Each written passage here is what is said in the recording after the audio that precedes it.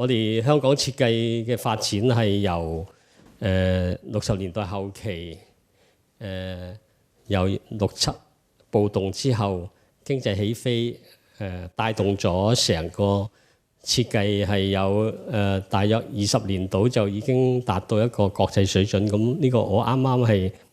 係起步嘅時候，到我公司發展得比較好嘅時候，嗰個時代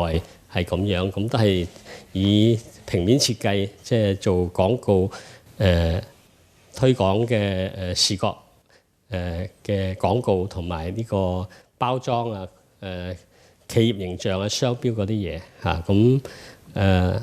呢啲工作咧，一路去到90年代已經係喺香港嚟講係比較發展得比較完善，市場係健康，同埋咧係設計師就尊重我哋可以發揮嘅嘢做得幾好，而係領先喺除咗日本喺亞洲咧係領先嘅一個地區嚟嘅。咁改革開放初期我都已經開始入大陸去傳播我呢種事業嘅發展，咁佢哋又起步得好快啊！我哋20年度去到國際水準，佢20年又去到國際水準㗎啦。好啦，講到用爛木頭、環保、廢物利用同埋呢個循環再用呢個概念咧，就係一個好重要嘅意識形態嚟嘅。因為近呢20年因為物質嗰個我哋人類用物質過度開發，同埋咧太過浪費，所以咧好多樣嘢咧應該係向一個即係關心大自然嘅態度去做設計。咁呢啲都係我創作嘅時候用嘅一啲道具，即係我喺人生裏邊睇到我有感受嘅嘢，有時就留低喺我身邊。有啲係執翻嚟，有啲買翻嚟，有啲人哋送嘅，即係咁樣。咁我就可以做到咁多創作出嚟嘅。我哋點樣可以用設計去做一啲創意，係唔係一啲正常嘅商業作品，而係我哋可以幫助到呢個社會嘅咧咁樣。咁我認識咗一個環保人，係揾佢合作咧，就做咗一個叫區區肥皂。佢係點樣做咧？佢哋認為商業文化社會要互相結合嚇。呢個創意人佢係識得點樣做番梘。咁咧係用一種好簡單嘅方法去做番梘，而係教一啲師奶呢個名詞唔係貶義啊，即係佢即係有仔女嘅，係要帶住仔女又冇時間去做嘢，又揾唔到咩家庭又唔係咁好，負擔好大，咁教佢哋做番梘，而係去賣咁咧就用個好簡潔嘅、好環保嘅包裝，即係乜嘢都冇浮誇啊，淨係即係 body 咁就係即係洗身嘅咁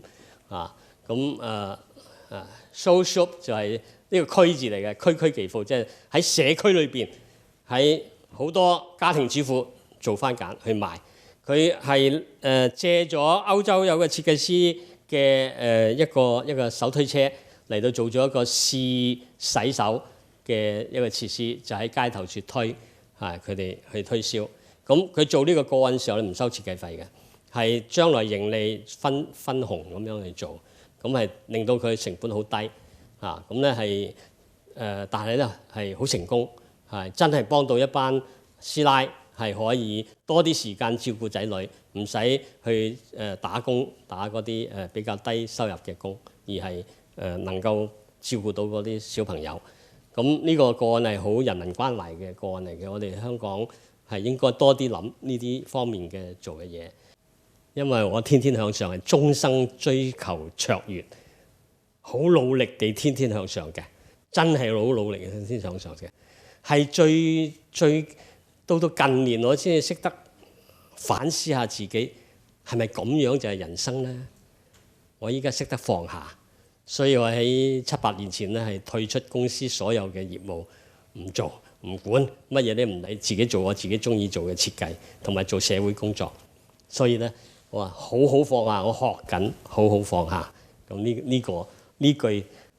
年青人唔好咁快放下，係我哋嗰輩好好放下。你哋真係天天向上先冇問題嘅，但係都要識得放下乜嘢咧？放下一啲焦慮啊，放下一啲心魔，即係一啲唔開心嘅嘢都要識就唔係話放棄咁解。好，最後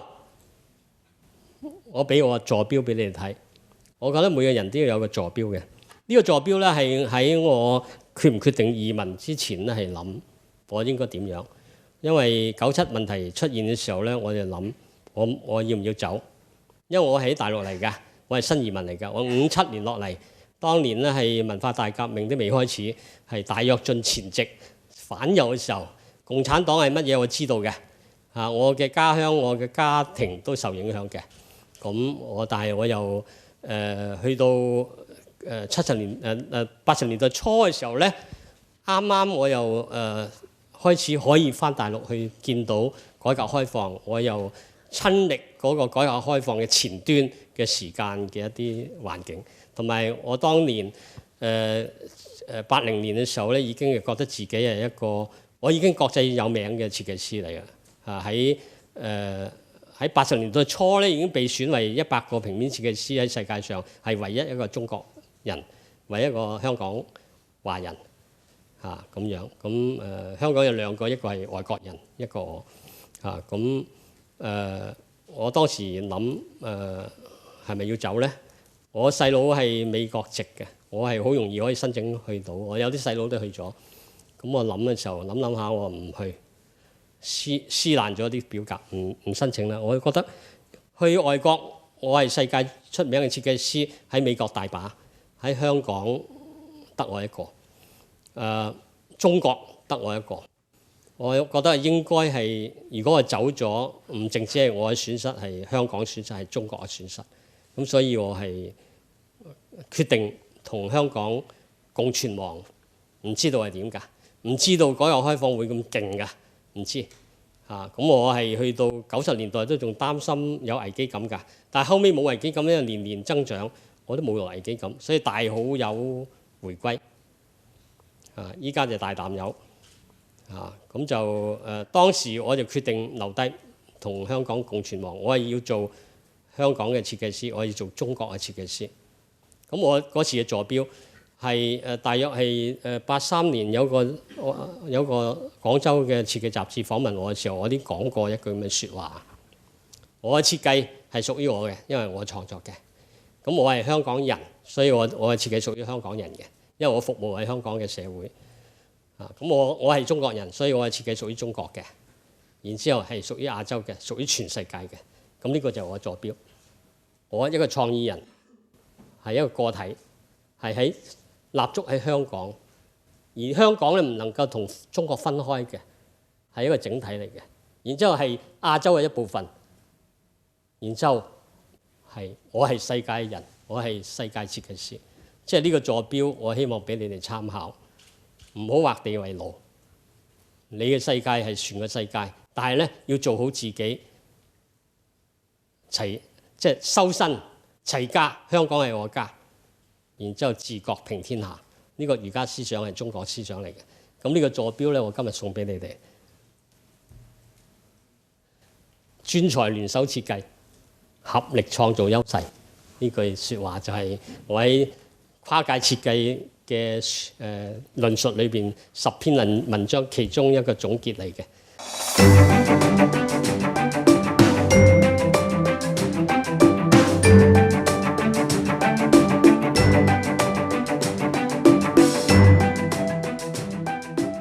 我想問咧，你點樣確立你自己嘅創作風格會以水墨畫為主？因為水墨畫都係比較中國化，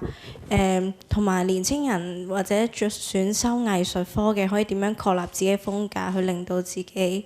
揾到自己嘅出路呢？問題風格咧唔使心急啦，風格咧係積累你嘅創意，積累你嘅路，慢慢行出嚟嘅自己嘅路。咁你學習嘅過程，你一學習你就要自己風格，你咪變咗唔學人哋啲嘢咯。咁所以你模仿人哋做下都唔緊要嘅，但係唔好抄襲啦。喺學習時期去模仿人哋嘅風格去做下唔緊要，但係最緊要都係自己向自己生活裏面接觸嘅嘢發生感情，發生觸動，收落去你嘅腦裏邊，然之後咧係喺裏面消化思考，然之後將嗰啲精髓去運化成為你自己嘅一啲創意思想，而係試下唔同嘅方法，慢慢積累咗，你會唔好又唔好話一時學呢樣揼一樣唔好係咁啦，而係每學咧都要積累一啲好嘅嘢，然之後再學第啲，慢慢積累咗之後，你行下就有自己嘅路。我嘅路都係咁樣行，我唔係一開始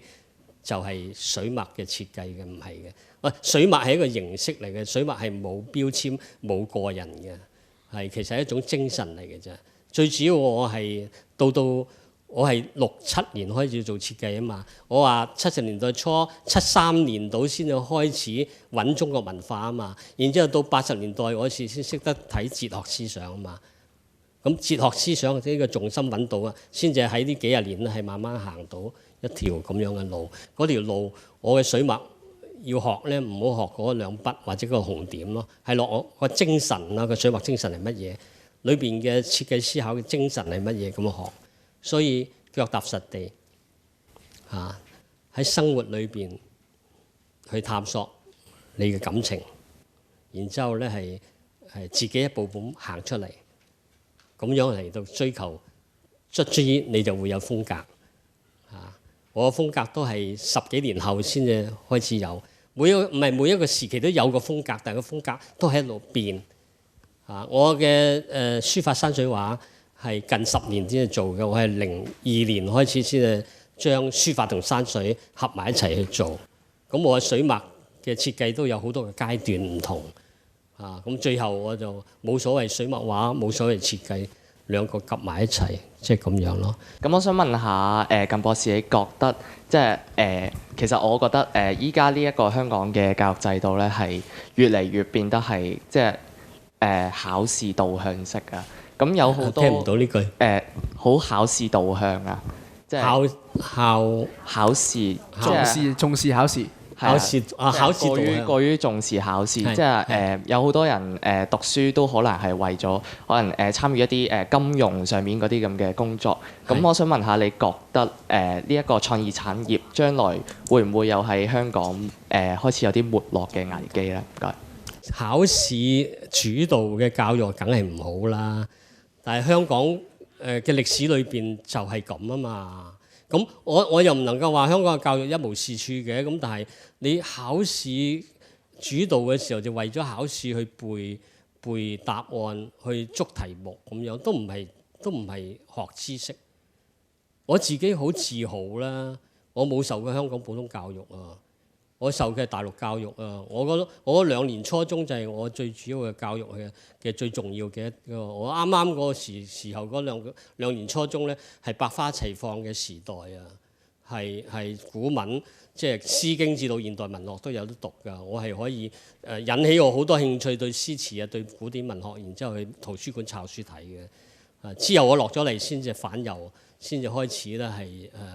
管制。當然開國啱啱共產黨嚟嘅時候，有一段時間嘅政治教育都好緊要啦，又有呢個問題啦。但係我係好自豪，我係冇受過香港嗰個教育制度就係為咗考試讀書嘅。咁有一段時間呢，我係好努力去參加教育工作㗎，晚上教學㗎。而去到80年代開始，我已經冇心機喺香港教學生，因為我入課室係冇。好似冇價值咁樣啊！我討論問題，我希望有反應，有碰撞，係冇人出聲嘅。依家好在回歸之後咧，我哋係有呢個通識教育啊。通識教育咧係令到年青人咧係識得問問題啊。我90年代已經講喺香港冇人問問題㗎，啞㗎，唔識問㗎，因為問啲好白痴嘅問題啊，點樣做啊，收幾多錢啊嗰啲啊。咁依家好啊！依家已經好咗好多，就係我碰到直情中學生或者小學生，我去演講都有問題咁呢個係我哋要醒覺咯，做學習又好，將來你做家長又好，唔好讓你哋嘅子女淨係以入名校考試應付考試去做咯。所以我自己另外一個自豪就我嘅普通知識咧係好強。我 common sense 啊，我知道嘅嘢係好多咁比較一般香港人多好多。咁我就想問你喺創意產業方面呢，而家香港嘅青年有咩特點可以優越過其他國家嘅人啊？第一就係我哋有一個好包容、多元性包容嘅社會，即係話中西文化、古今中外傳統現代前衛，甚至都喺香港咧就可以係好自由咁樣混合。第二個咧，我哋係創作自由，我哋冇框框條條嘅，我哋係點樣做都得嘅，唔好損人利己，唔好犯法得㗎啦。第三個優點係我哋係尊重版權，我哋有法制，我哋唔會，我哋恥於抄襲，我哋係好鄙視一啲拿嚟用即係人有我有嘅嘢，係要有原創我哋有法制我哋有法治嘅思想，我哋有守法嘅思想。呢啲又係其中一個我哋有廉潔嘅精神，我哋唔會去唔公平咁樣競爭，我哋唔能夠賄賂人去攞一個工作去做，我哋亦都唔可以收黑錢去得到利益。今日我分享一張報紙，呢張明報裏邊有2個古仔，年青人嘅古仔。你哋呢度係年青人，好多機會。呢個係年青人嚟㗎，11年佢畢咗業嚟揾我，佢就話問想喺我公司做嘢，唔係 part time 添咁佢呢篇文讀下佢好得意，我估唔到呢度由開始嘅 highlight 嘅文字已經係提到緊縮。原來我影響啲年青人咁犀利嘅。佢話佢喺心目中有2個偶像想同佢做嘢，咁2個人都想見。第一個偶像見咗，覺得見咗面之後，俾個偶像嚇親，有啲距離。然之後揾我見面就又好唔同，覺得我好親切，我同佢飲茶傾偈。然之後佢問我公司有冇位想做嘢，佢又攞過我一個學生比賽嘅評審獎，即係我嘅特選嘅。我一睇到佢呢啲説話，我先記得呢個人，我都唔記得咗啦。咁我話香港冇啦，你願唔願意去香港做嘢？去深圳做嘢啊？我嗰度有空缺嘅。咁佢願意去咗，佢喺度寫出嚟係去咗做咗幾年喺一個村屋裏邊，即係冇冷氣嘅地方住。咁係喺我哋嘅團隊裏邊係參與咗好多中國大陸嘅好多好有趣嘅個案，亦有機會去到哥本哈根喺丹麥我哋同丹麥嘅設計師合作做嘅 PMQ 嘅形象設計，佢去嗰度實習去一齊創作。咁依家自己開公司好成功。我點解我畫個坐標俾你睇？我哋唔好覺得機會淨係喺香港，我哋機會喺全世界喺周遭嘅地方，喺鄰近嘅地方好多機會，係擴大我哋嘅圈子去做嘢。咁而家年輕人呢，佢哋嘅環境方面呢係唔受限制嘅，但係佢哋仲會點樣去創作呢？係有咩因素可以令到佢哋繼續創作呢？究竟係會因為文化方面啦，或者係而家嘅政治事件啦，定係究竟我哋香港呢一個本身以前嘅本土文化特色，佢哋可以利用呢啲環境嚟創作，定係佢哋可以衝出香港，去到國際每一個方面每一個地方度繼續創作呢？